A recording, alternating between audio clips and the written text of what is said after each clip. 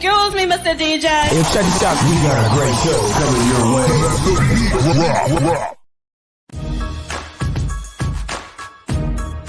From the ECSI Sports Studios, it's the Midday Market Report with Jeff Dawson.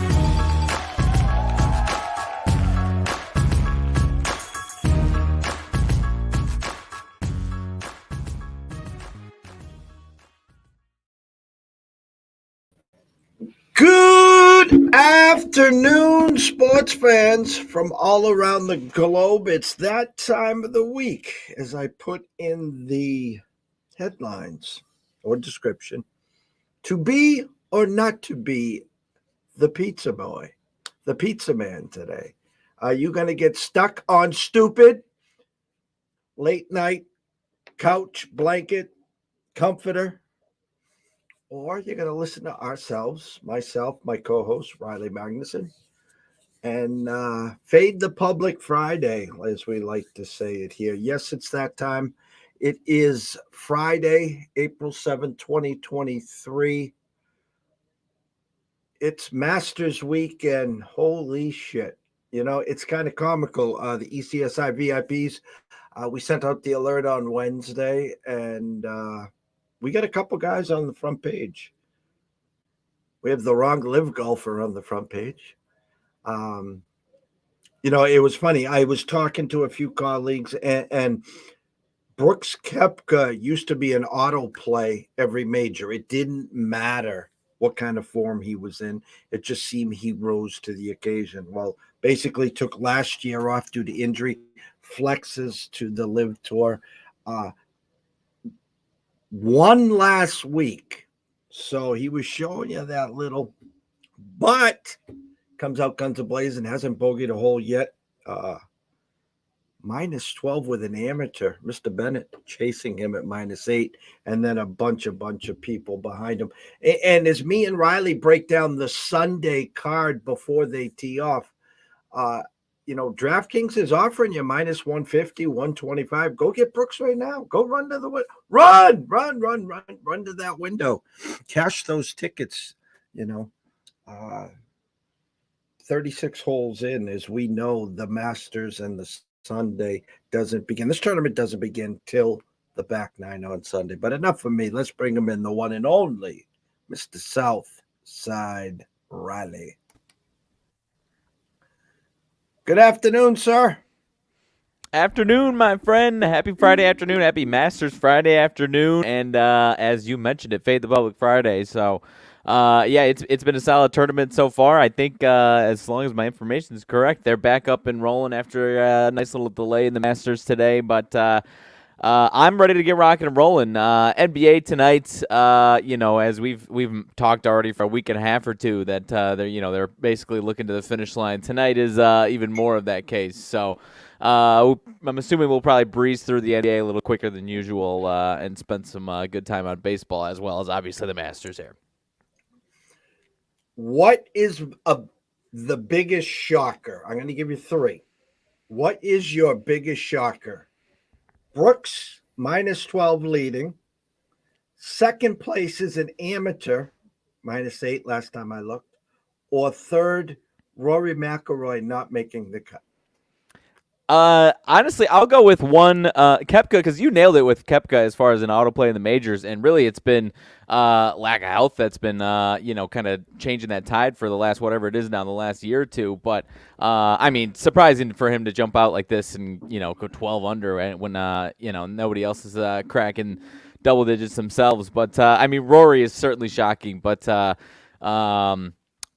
Bennett as an amateur to be second right now through his 36 holes is pretty damn wild. But I mean, Rory, whatever it was, 4 under or 4 over, 5 over. I actually was kind of predicted a little bit of maybe I did not predict 4 or 5 over by any means. I thought he was going to make the cut, but I saw if anyone read my blog, I saw something fishy with one of the prop markets with Rory that kept me far away from him. And so far, my pick that I made on it is rolling well. I had Justin Rose top Great Brit / Irish player at 8-1 odds, and they were giving you Rory at even money plus 120, and it smelled a little fishy to me. So I thought he was going to make the cut, and I thought it was going to be, I thought he'd be 2 under at this point, but I was thinking a little fishy on Rory this weekend. It's funny as we're breaking down, all our spreadsheets and trying to come up with the not the best value, but what was best, what we thought for this tournament. We have a Vic Hovland share, we have a Morikawa share, we have some others that are going to make the cut, and then you're staring at the top three. The whole world was on Scheffler. I know there's only three guys that have defended their green jacket, and I wasn't ready to put Scheffler as the fourth. The three are Jack, Nick Faldo, and Tiger Woods. And nothing against Scheffler and nothing what he has done, but I don't put him in that air, as I'd like to say. So I got him off. And now I'm at Rory and Rahm, and at the Circa, which we use the odds from the Circa, Rory was the favorite. It wasn't Scheffler. Scheffler was the favorite on every damn casino that I looked in sportsbook, but the Circa. So I'm like, okay. Yeah. We checked our models. We checked our real odds.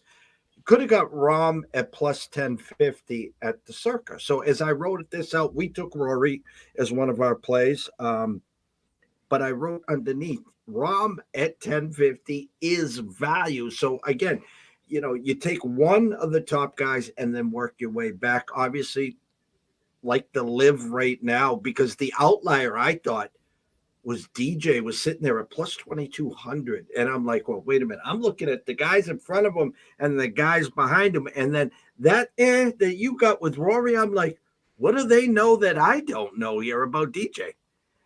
Right, and it was interesting. And as far as Rahm is concerned, I agree with you as far as finding value on that. I think that was better odds than a lot of spots that I saw. But because his, I don't know whatever you would categorize it as, but down play or not contending top five the last few weeks. I mean, he would have a bad first couple of days, and then kind of the screws kind of come loose, and he kind of loses his temper a little bit. So as long as he gets to where he's at right now, he's going to be in a good spot. So.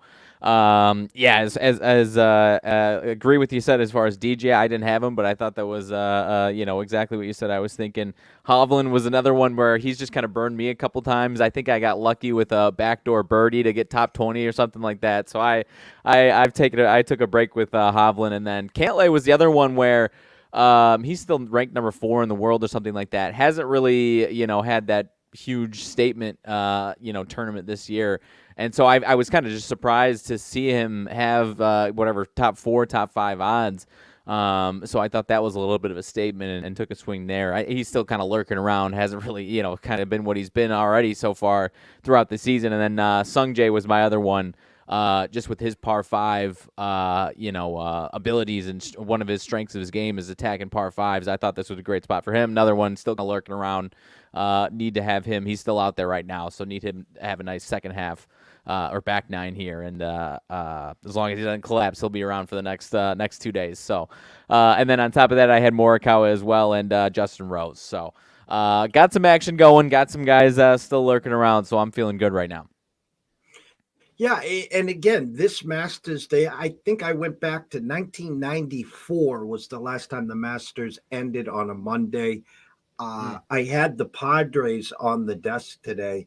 And then I was looking at one of the sites. They didn't have first 5 information. And then I'm looking at all my sites saying, did they cancel it? Now I'm putting 2 to 2 together. Now I got to put up my MLB weather charts, and I'm putting 2 and 2. I'm looking, all the college games down south have already been canceled. Then it was like I got hit over the head with a, bag of bricks. I'm like, duh. I mean, here comes the rain. It's Atlanta, So Padres I left on our shelves here.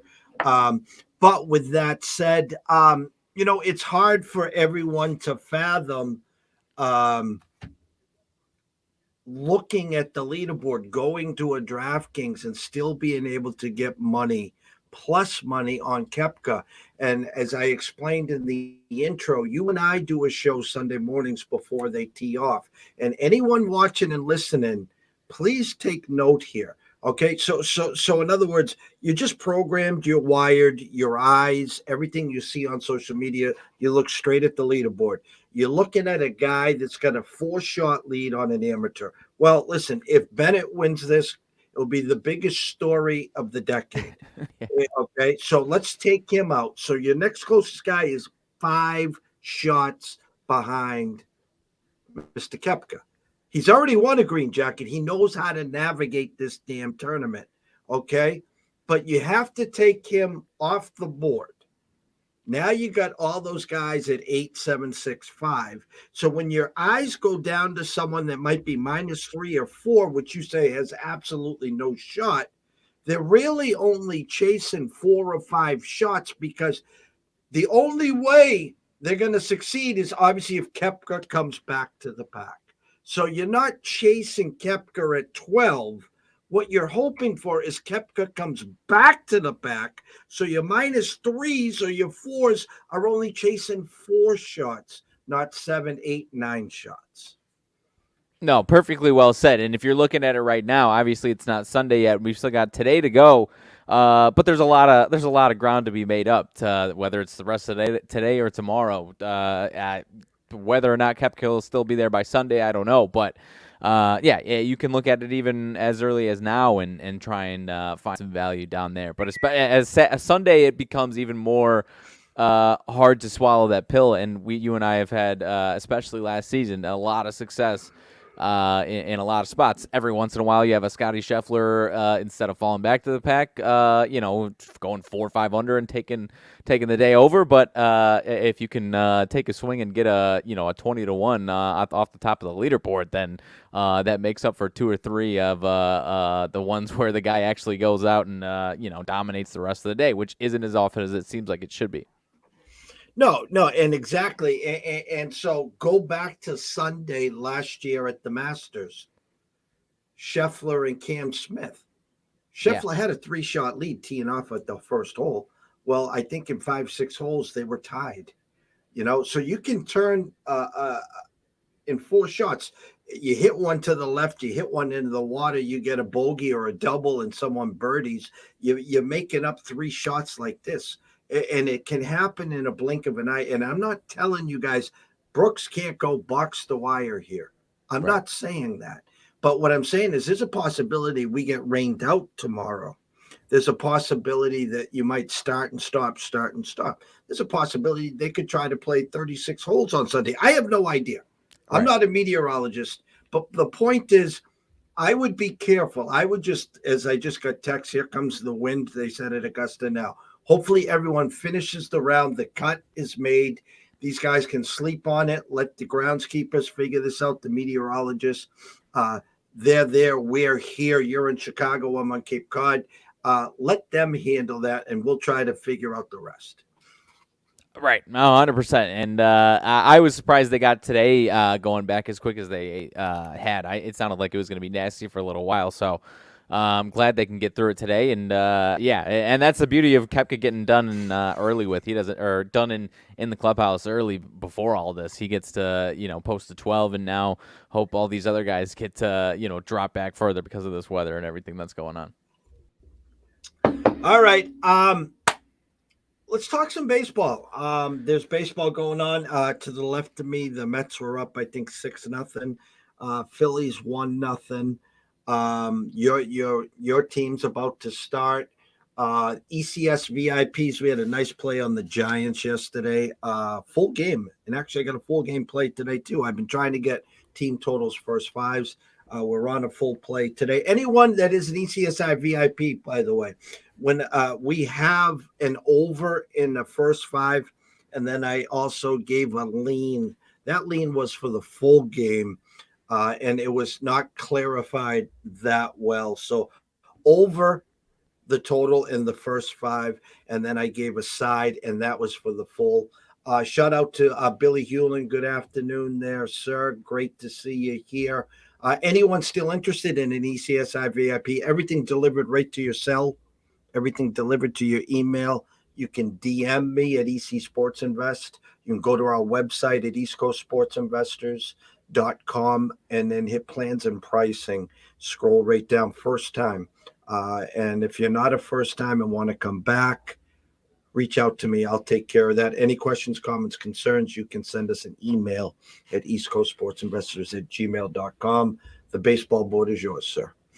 All right. Well, let's. It's looks like it's getting started already. Let's. If anyone wants to get any late first inning action on that White Sox game, White Sox and Pirates. Obviously, White Sox 3-4. Pittsburgh, I think it's 4-2 so far. This after this first week here. Giolito for the White Sox. Rich Hill for Pittsburgh. Interesting. The White Sox already looks like I think they got a leadoff guy in second, so I was going to be surprised that the live line already jumped to 175, but that'll explain that. But it was about minus 125, 135 before first pitch here. Were you thinking Rich Hill lefty? The White Sox in the past have had success against lefties, not as much as they did a couple of years ago, obviously, but some people like to pick that off every time from time to time. Were you feeling this line was a little kind of a Pirates line, given that it was a pretty reasonable minus 125 White Sox against the lefty? Team total was at 4.5 though, so it could be a little case of White Sox offense, but maybe a rough Lucas Giolito outing on the horizon here.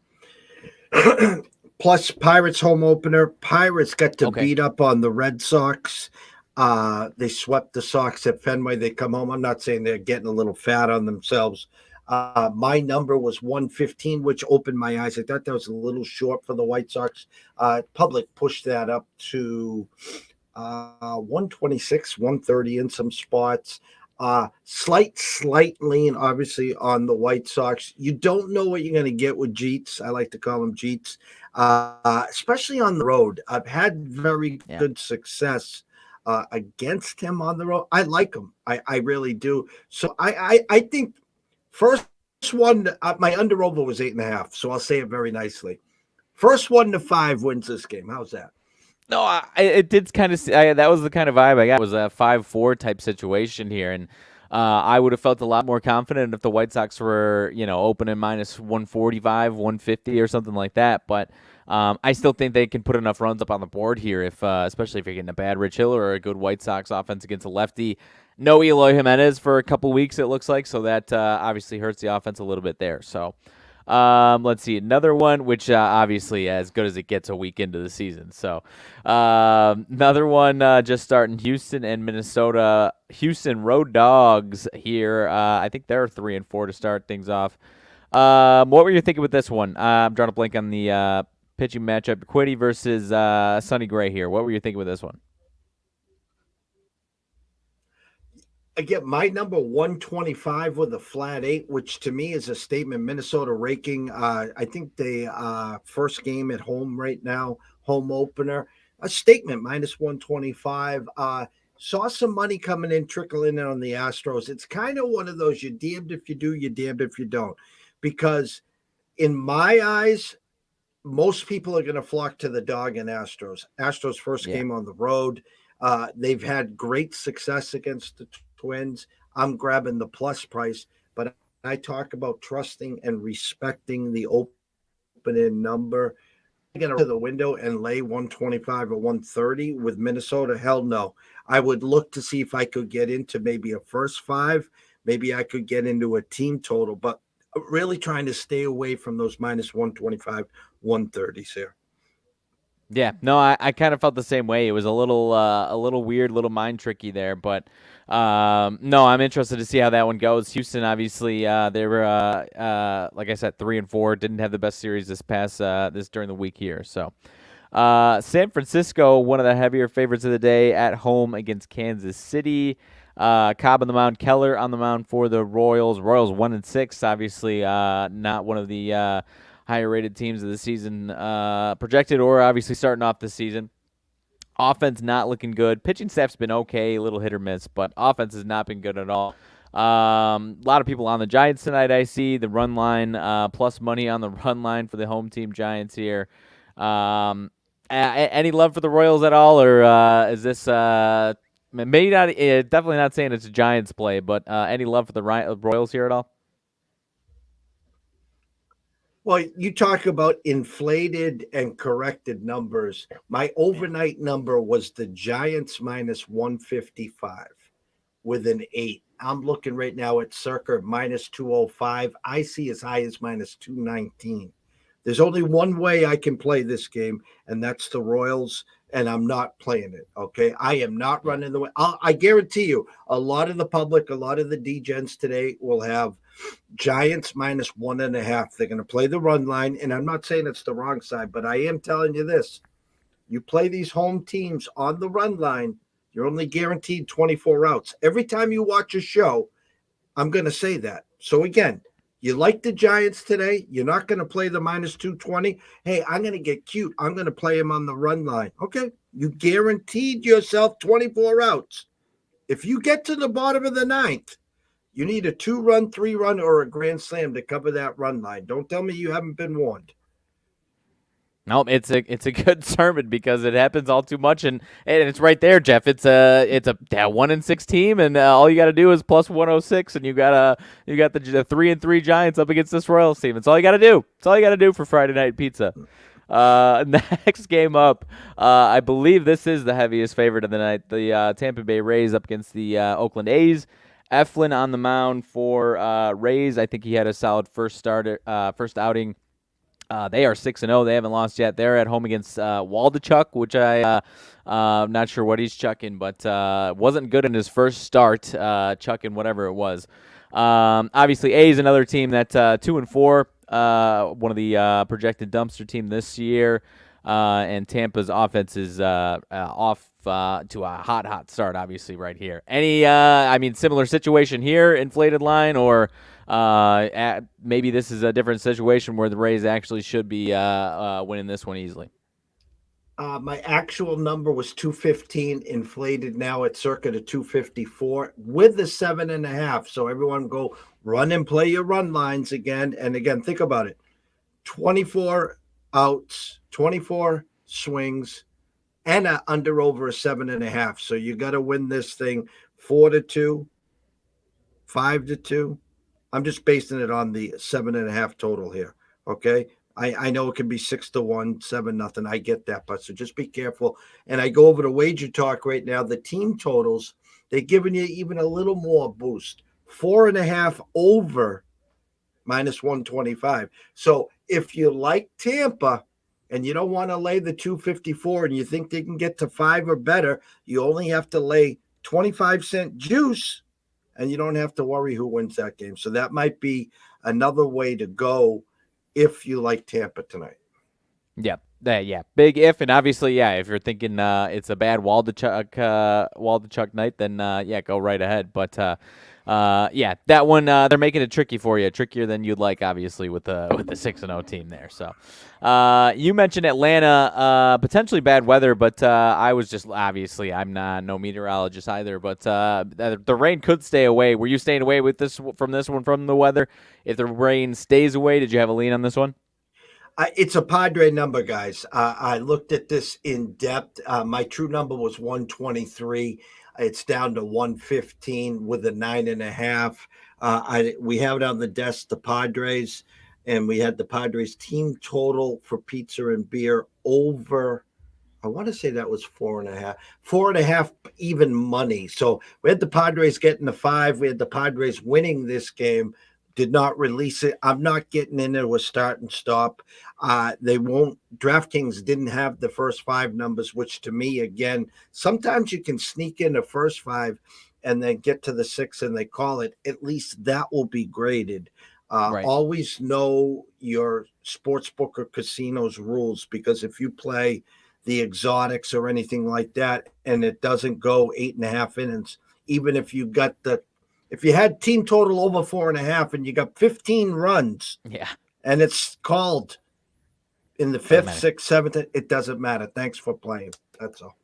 No, it's silly in a lot of cases, but I'm glad you said it. You need to know it. The first lesson that I had in that a few years ago was a rough one. I don't remember exactly what it was, but I think it was like a 7-2 run line or something like that. And I was like, what the heck is going on here?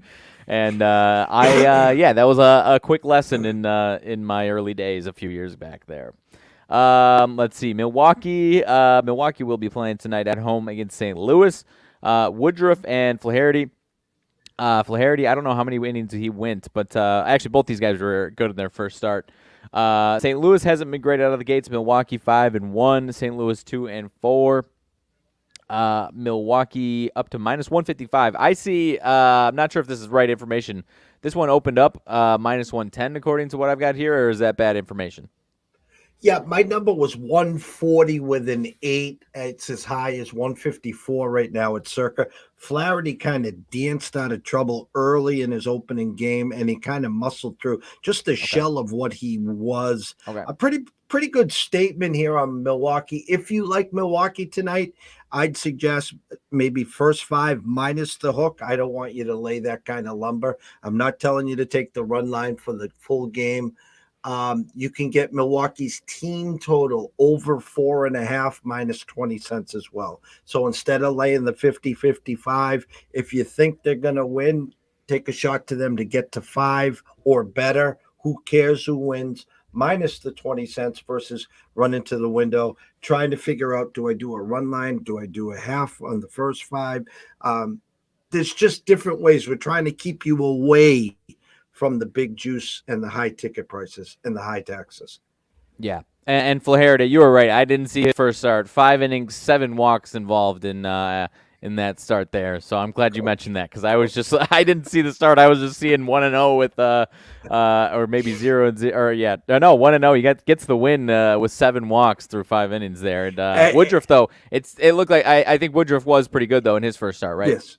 Yeah. And speaking of walks, if you got Cabrera from the Marlins on your roster, I feel for you. Usually when you see a lot of walks, they can't get something loose or there's something wrong and they're pitching away from contact.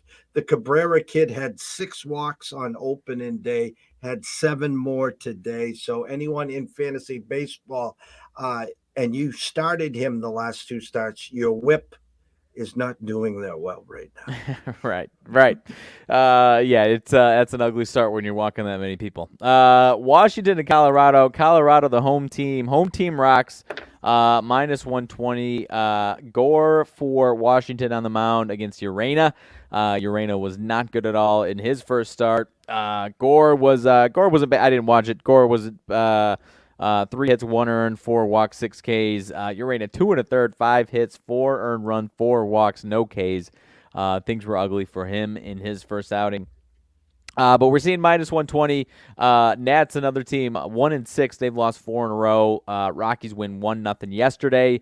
I believe that was the first game for the Rockies at home, who obviously the last 2, historically, but especially the last couple of years, it's been a massive split home and away.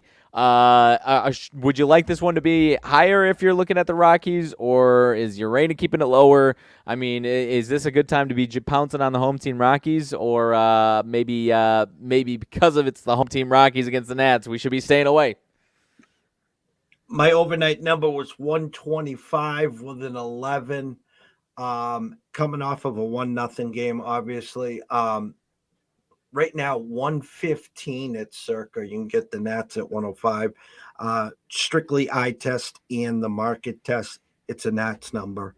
It's definitely a Nats number. And I'm just going to throw this out there. Under over of 11, what is the first 5 under over? 6.5. That's all I'll say. I love it. Maybe a little, I'm not sure what the numbers are on this one. Maybe a little home run props out of this one. Do the Nats still have Soto? Do they have Schwarber? Trey Turner? No.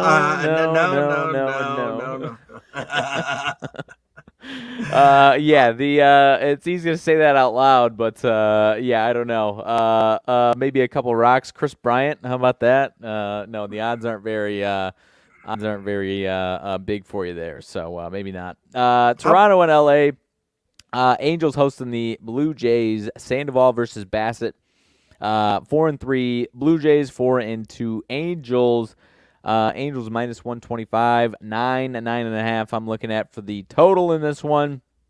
You've got Toronto team 3 in a row at Kansas City this past week here. And the Angels rolling along. Took 2 out of 3 from Seattle. In Seattle, I believe this is their home opener. What are you thinking with this one? I know you're you like Sandoval, or am I making that up? No, I'm a big Sandoval Yeah, fan. that's what I thought. I got a ticket on him, and I got a ticket on Detmus from them for what do we got? We got wins, major league wins, some big numbers on them. I think both will do well. Sandoval pitched well in the WBC. He pitched well in his first game. Bassett. Now, Scotty and I did a show last week, and Scotty talked about Bassett was down over 2 miles an hour on his velocity. I think he gave up 5 homers last Sunday at St. Louis. Jays overnight were favored. There was a flip overnight, and now the Angels are favored. I don't like to push in on games, but I will just verbally tell everyone watching and listening. I like the Angels first 5. It's minus 125. It's gone up to 130. You can get them plus money if you did the Angels minus the hook in the first 5. I think the Angels are the right side here to win the game. I think the Angels team totals there, but again, that's based off of information. That's based off of one start. If a pitcher was lights out his first game, we look for what? Regression. Right. If a pitcher sucked ass his first game, well, you kind of expect a better game. And Bassett coming from Oakland has obviously seen the Angels a bazillion times. So keep an eye on the first couple innings. But again, I don't like to go, first 5 full game team. No, because when you start pushing in all like that, you're better off just handing them the money like that Homer Simpson gift. He takes his hat off, he puts it on his head, he walks in the door, and then he takes his hat, puts it back on, and just walks right out. So, but keep an eye on Bassett, especially early. Keep an eye on the velocity. Angels home opener. Shout out to Jeff Harlan. Long time ECSI VIP. He's been with us since 15. He's been with us since day one. Him and his bride, we're sending them to opening day at the Angels tonight. So, and it's his birthday today too. So Nice. Have a couple cold ones on us and enjoy the game and bring back a W. Nice. Yeah, that sounds great. And I am not the king of the bandwagon like you are for Sandoval. I saw him in person once or twice last year, and he was pretty good when I saw him at White Sox Park against Cease last year. So I saw him up close and personally. He was impressive to me, kind of under the radar guy, obviously last year. But you're leading the bandwagon for the Sandoval train these days. So I love it. I love it. I'm on the back with you, though. Arizona hosting Dodgers is the last one up. I don't know if this ended while we were going. Mets 9-3 over the Marlins is final. I'm not sure if that ended while we were going or not. Arizona hosting the Dodgers. Kershaw and Bumgarner. 8 years ago, this would be the best matchup of the day. Not a bad matchup. Kershaw looked good, at least from what I understand in his first one. Bumgarner was not very good in his first one. 4 innings, 4 hits, 5 earned runs, 4 walks for Bumgarner. Dodgers minus 230 on the money line. Run line minus 145. Tough price to get into. Is that a statement or is that inflation? A little of both. It's just, again, how bad Bumgarner really is, just the shell of himself, as you said. Usually the second matchup, the second time you see them, if they pitch bad, you hope they pitch better. I think it's Arizona's home opener. Here come the Dodgers. I'm looking at some team totals. Again, if you like the Dodgers today, you can get their team total over 5.5 at plus $100. So you don't want to lay now running a halves on the road.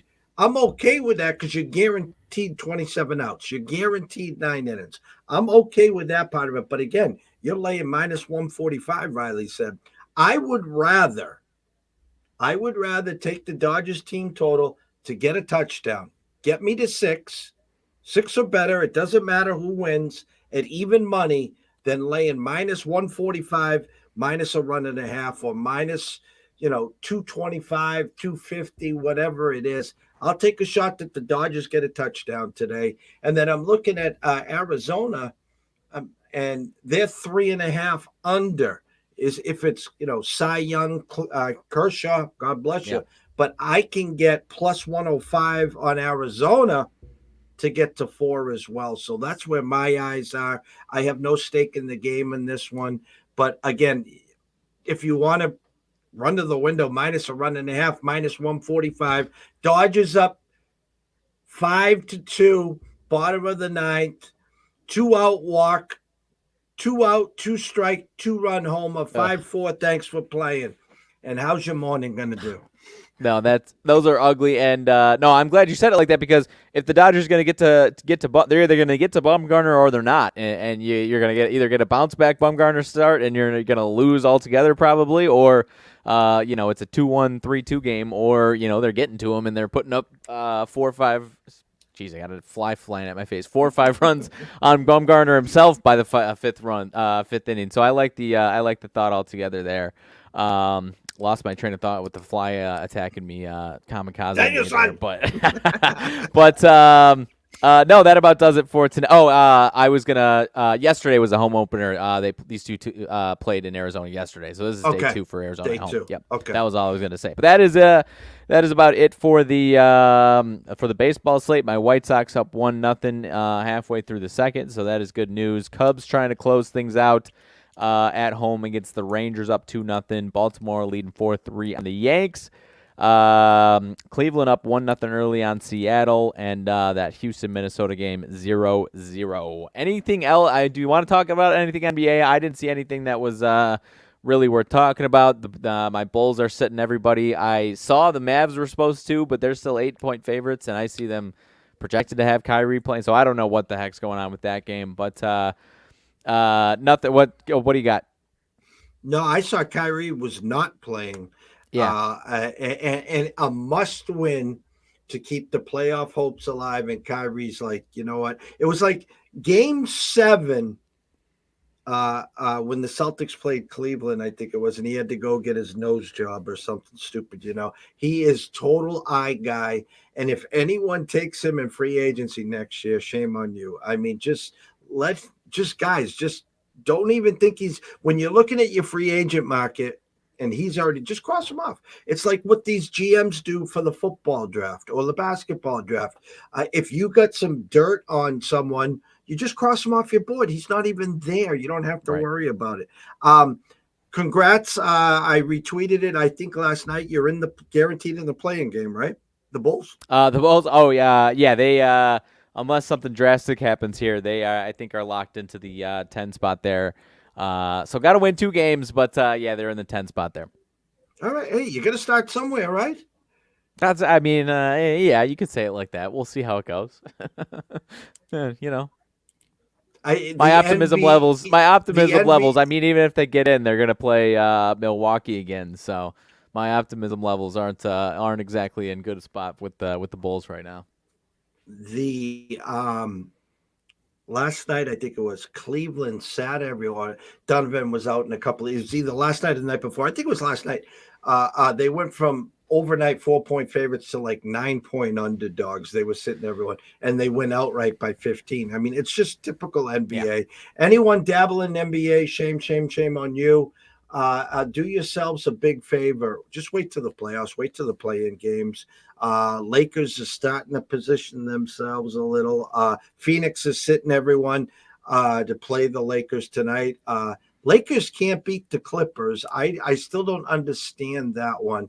And I haven't – listen, August, September, we gave out the Bucks to win the East, the Bucks to win it all. The Bucks stops here. I'm sticking with that. I'm not saying we might not add another team in the East. I'm going to try to figure out the West. We're getting ready for NHL playoffs. Next week is the last week of regulation, and then we'll figure out what the brackets look like there.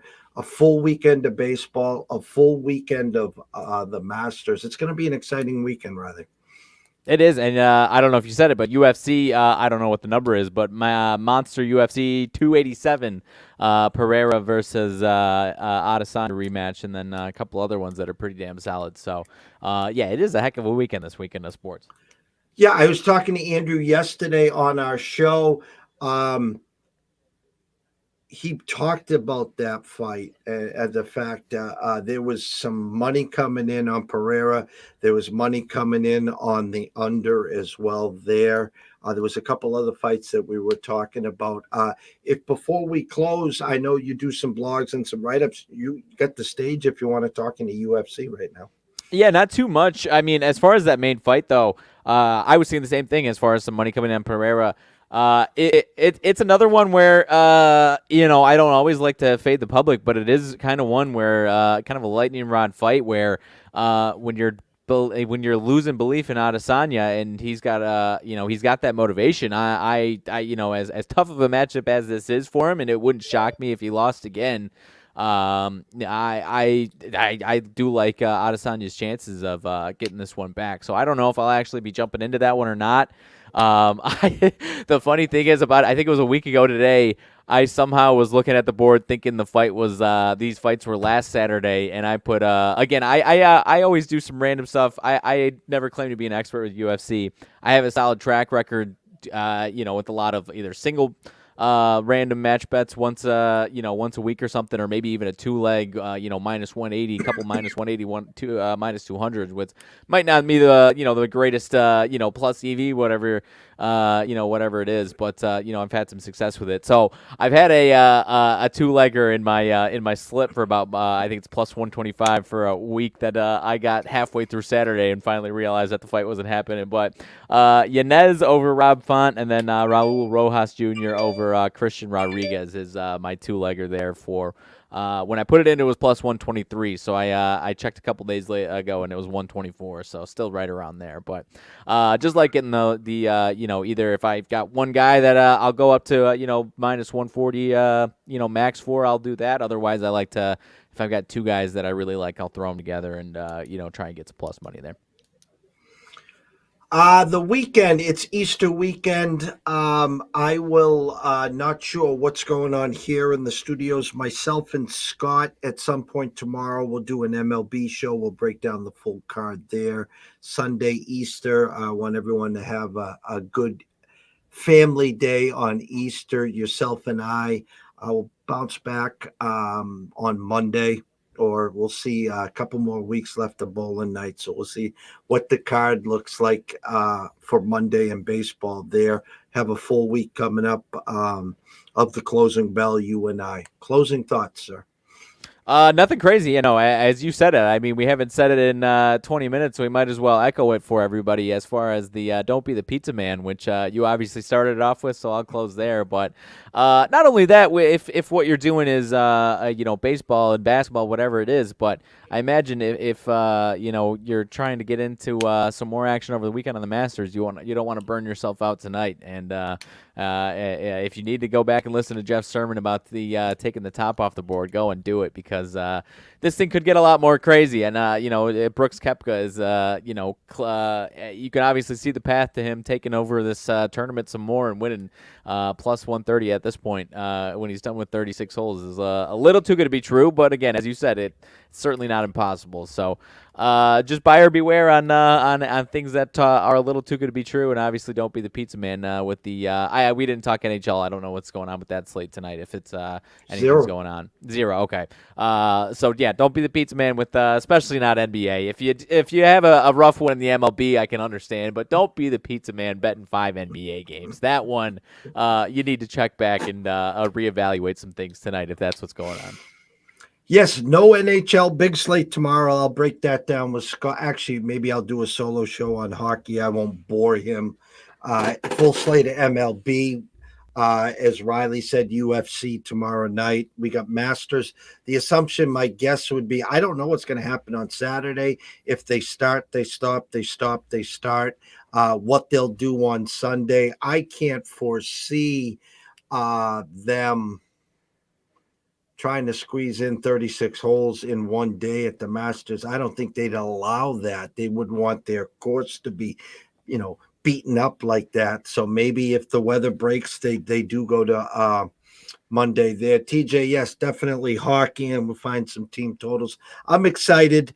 It's a great time of year. I want everyone, yes, don't be the pizza man. Just pick and choose your spots. If you had a Yukon Future plus 1600, you're already a winner this week. There's no need to go chase the rainbows and the unicorns and the pot of golds, okay? You just stick to go to your local athletic store, buy a new pair of Nikes or Reeboks or whatever your running shoes are. It's a marathon here, and we preach that every day. So remember this, if you're wagering tonight, please do it responsibly. Why? Myself and Riley care. There's an 800 number. It's 800 Gambler. Pick it up. Call or reach out to me at EC Sports Invest. Reach out to Riley at Riley_Magnuson the one. We want to see you here today, tomorrow, tonight, next week, next month, through 2023 and beyond. From myself, Jeff Dawson at EC Sports Invest, the one, the only, Riley Magnuson at Riley_Magnuson the one. We wish everyone a blessed day. Enjoy the evening. Don't be the pizza man. Happy Easter, happy Passover, and we'll see you soon. Thank you, Connor. Thank you, TJ. Thank you, Billy. And thank everyone else that watched.